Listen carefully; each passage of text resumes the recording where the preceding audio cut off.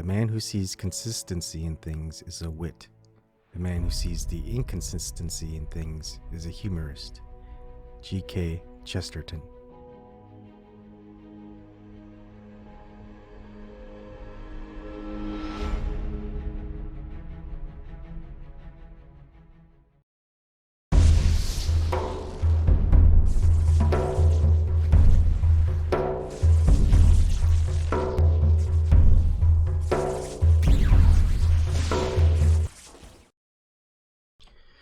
Good morning. 2048 year problem. Yes, Archimedes principle and gravity have a 2048 year problem. 2048, quite a peculiar number. One of the numbers within the Fibonacci sequence. Its digital number is equal to 5. Anyways, let's not go into that right now. Typically in these mornings in the daytime, at least this week and the next week, you'll most likely see the American Robins being produced, just a live feed. Just because it's just a weekly or bi-weekly event, the American Robin eggs haven't hatched yet. So you'll end up seeing that during the daytimes. But I am very behind in a lot of things, and just to show you what material I have to present. I have a list already. These are things I've already looked into, but I'm behind in leaving a breadcrumb trail of things that I wanted to show people. This is this one. These aren't going to be in any particular order. They might go in this order. They might actually skip a few. Who knows? But these are things I've been looking into, things that I want to share, things that aren't easily seen. Some things are easily seen like this, but I want to revisit it and show people. The North Wind is just basically fairy tales and mythologies. The Mayan cardinal colors with directions. I think I need to add that. The cult commonality of the Jesus story. J.K. Chesterton taking a look at fairy tales, revisiting the lost continents of Middle Lemuria and Qumran Kingdom. The interesting thing about the numbers 72 and 73. So those are the things that I am gonna try to make videos of. I am behind schedule, and when I'm not making these videos, I'm researching. So we've got this little balance here where I need to, well, I don't need to, I'm going to, and I do research into these things and these topics, but just to give you ideas where to go to look at these yourself. Again, most of the time I am looking up the mainstream results of these, and those mainstream results are going to be through Google. Most everybody will, because when you're going to go look at these things, you're going to find them there first, because everyone's starting to just go towards the most used thing, unfortunately. But that's the way things are. You're not going to find a lot of these things hidden away on DuckDuckGo and the deep vastness of the web, but who knows. Now, one of the things that I want to showcase in this video is the problem with Aristocrates' principle. And this is a big compilation called Globe Earth Declarations. Basically, it's just to not Aristocrates, Archimedes, sorry. It's just to showcase, just, you know what, this is what people are going to look into when they look into Globe Earth. I don't want people looking into Flat Earth. Flat Earth has its own problems. Snake pits among them. It's hard to get in on these conversations. Nathan Oakley's Flat Earth debates, but they're interesting indeed. This morning, he started talking about conspiracies, and oh man, I wish the panel was not full. Anyways, Archimedes, 250 BC, any object totally or partially immersed in a fluid is buoyed up by a force equal to the weight of the fluid displaced by the object. In simple terms, the principle states that the buoyant force, F(b) on an object is equal to the weight of the fluid displaced by the object, or the density, P, of the fluid multiplied by the submerged volume, V, times the gravity, G, or Fb equals P times G times v. Thus, among completely submerged objects with equal masses, objects with greater volume have greater buoyancy. This is a topic that gets discussed quite often within the gravity and density sphere, and buoyancy is part of it. The problem with this is Archimedes in 250 BC didn't know about gravity, so why is gravity in the equation? Gravity, of course, if you know throughout your mainstream media or mainstream official history books, whatever, Isaac Newton is the one who came up with the formula, but of course it wasn't measured until you get to Henry Cavendish, and now I'm talking about gravity, which he measured it 111 years later. Anyways, let's just say that don't trust me. No, just don't trust the information. Vet the information. And if you're going to vet the information, you're going to come up with the same information. So let's look at Archimedes' principle. And let's zoom in to 200%. I think it's a little bit easier to see in 200%. And you can look at different types of things. This is where I got the image for the original. It talks about, let's look at this. This is funny. Oh, did I just close it? Shit. Let me, let's just start at the beginning, okay? Now, Archimedes' principle, we'll just look at the first three results, okay? Because most people are going to look at the first three results. This is Archimedes' principle at Britannica.com, Archimedes' principle at Wikipedia, Archimedes' principle with the physics.webr.edu, Archimedes' principle and the Encyclopedia Britannica. Well, I already had that up. Let's just close that. All right, so it goes through a lot of different stuff, but we're just wanting to find, well, more stuff. Oh wait, did I see the? All right, here. That's something else. It goes into what is Archimedes' principle, and again, it's a body at rest in a fluid is acted upon by a force pushing upward called the buoyant force, which is equal to the weight of fluid that the body displaces. If the body is completely submerged, the volume of fluid displaced is equal to the volume of the body. If the body is only partially submerged, the volume of the fluid displaced is equal to the volume of the part of the body that is submerged. There you go.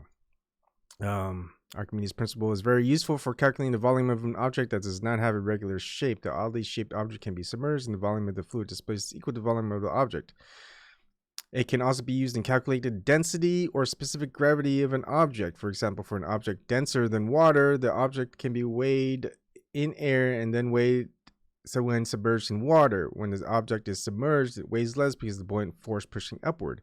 The object's specific gravity is then the object's weight in air divided by how much weight the object loses when placed in water. But most importantly, the principle describes the behavior of any body in the fluid, whether it is ship or water or a balloon in air. Now, here's the thing. The density of an object is going to be pretty arbitrary, whatever it is. It's saying, hey, this is the density. How do you measure it? You know, just like anything else. How do you get what is a meter? How do you get the distance of a meter? How do you get the distance of a foot? You know, all of that stuff. That's just whoever came up with it. And interesting thing, I believe the meter came from the distance from the North Pole going to France or something like that. I have to really look that up again. I think that is something that I need to go ahead and note for another future on topic, and my list keeps getting bigger and bigger because the thing is, I mentioned a lot of these little snippets in between different on topics. The problem with that is, well, you're gonna have to look. It's gonna be hard to look for it. But if I do a specific on topic of it, you can go ahead and look at it within keywords. So if I say, hey, where did the distance of a meter come from? I can go and give you that, and the peculiarity of that from how they came up with that back in that day will be an interesting one, right? So I'm gonna look that up again. And plus, I forget a certain amount of things, so looking that up is good. Okay, going back to the subject, specific gravity of an object. So I looked over, so density, however they want to define that by, it's an arbitrary measurement. Now, specific gravity of an object, of course, if you come up with your density, your measurement for that, you've got your volume. Now you can figure out your specific gravity. So if you had the equation for this and back in 250 BC, why did it take 2048 years for the equation for gravity? You could have done it within the 2048 year time frame, because if you've got the density and you've got the volume, you get the buoyant force, you've got the specific gravity of an object. Because you can get the buoyant force by, again, using this equation, which they don't have, which is the volume of fluid displaced is equal to the volume of the body, right? And that's how you get the buoyant force, which is equal to the weight of fluid that the body displaces. So if you get the buoyant force, because all you're using is weight and volume, and when you get that weight and volume, now you've got the density or specific gravity. So you've got a problem here with just this aspect. Within 2048 years, gravity could have been calculated, but it took Henry Cavendish and, of course, Newton to come up with gravity. And then the other problem with the 2048 year time differential is, well, why are everyone, sometimes I don't use the right words, do I? Why do the three people who explained the Archimedes principle all have and use gravity in their equations? Because, look, Archimedes' principle didn't include gravity, probably, most likely, right, in his equation for buoyant force.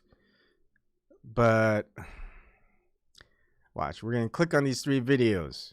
I'll probably have to mute it so I don't get any additional strikes, but who knows? All right. And of course, this is Khan Academy. You're going to see that G in there for gravity. All right. Can I take that out? No, it's embedded. Stupid. But basically, look, it's H plus D. That's our total depth times gravity right there in the bottom. If you go into the closed captions. And then let's look at Manakoa Academy, okay?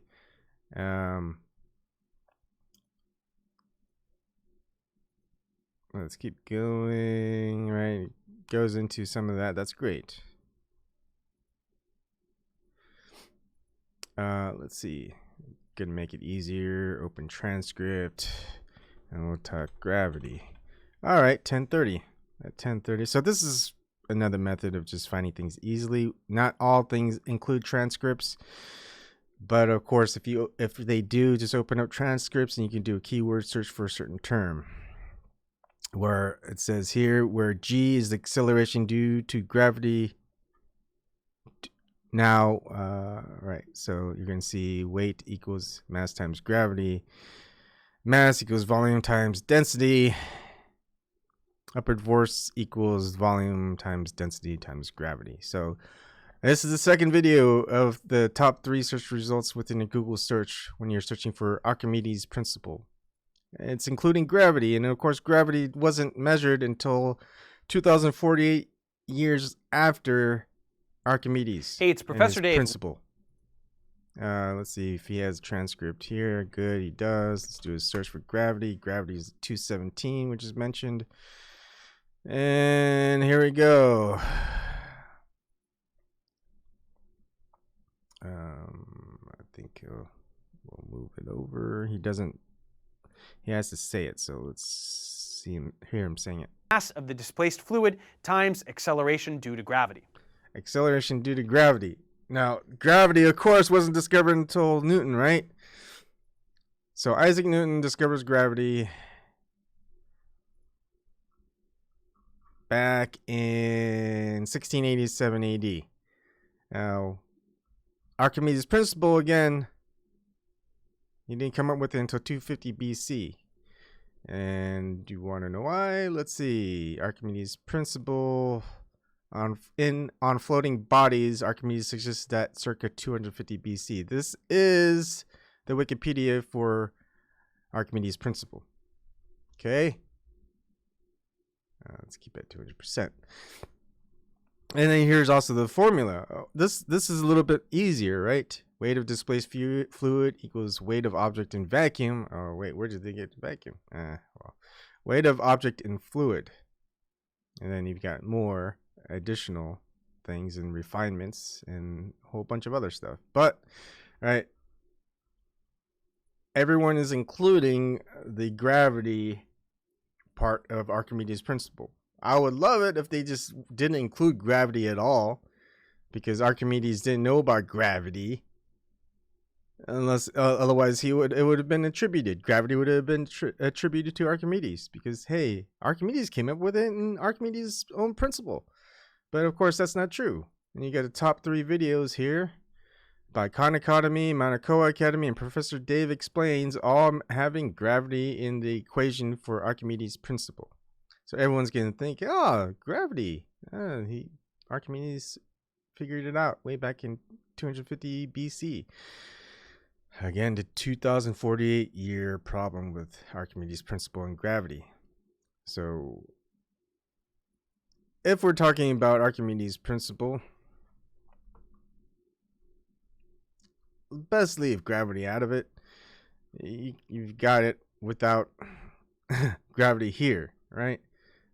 Physics.webr.edu. Thank you. Archimedes' principle: the buoyant force is equal to the weight of the displaced water. All right, that's easy. That's all it is. Yet everyone starts to add in gravity with it, that you can figure out the gravity or the density of an object based on Archimedes' principle. Well, if that was true, then why didn't in 2048 years did gravity not have been measured by this simple principle? These are the inconsistencies that you find throughout looking into the globe Earth model. And these inconsistencies aren't ever talked about or mentioned within these debates or conversations. And I'd like to go ahead and always add these things going. Oh yeah, by the way, for those who haven't seen yet, I have my mega hat. Let's go ahead and move it on over to here. All right, my mega hat. Make Earth globe again.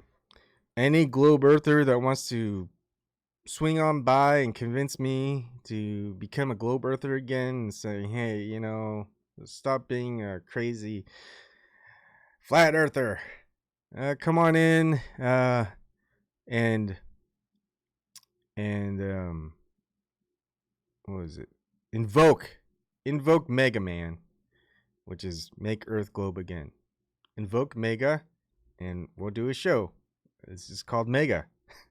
Make Earth globe again. And so if I have anyone who wants to talk with me or convert me back to the globe side, then, invoke Mega. But you know what? I doubt anyone is going to, because I don't think they're going to want to convert me back. They think it's probably hopeless.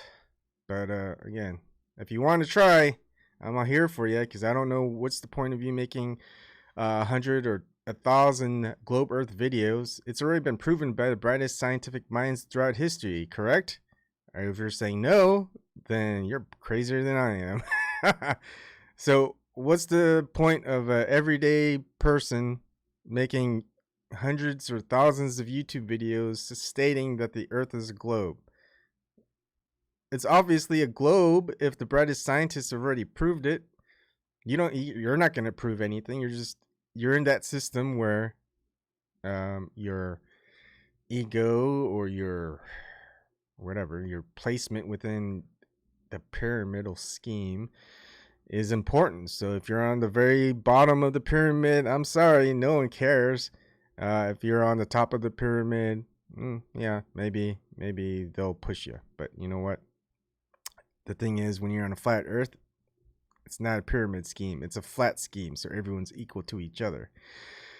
So that's why I make hundreds or maybe even thousands of videos of maybe even flat Earth. Or if Earth is flat, then let's look into this again. It's revisiting everything, and we're even going to revisit a lot of things as such as fairy tales and mythology, because I think there's a reason why it's told verbally and even written down as kids. And when you grow up and you learn a few things and you're telling it to your kids, you realize that there's a second story beneath that initial story. Because when we first listen to it as kids, we think of something else. When we listen to it as adults, we realize, hey, there's deeper meaning behind this. And then there's going to be even a third time when we look into it that there's something totally different than the first and the second time. So not only do we have to revisit things twice, 3 is a very peculiar number, isn't it? So you're going to look into things 3 times. Hi, C Oddity. How's it going?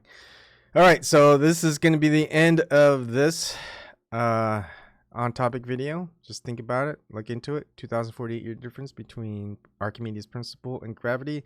And we'll see you on the next one. Thank you.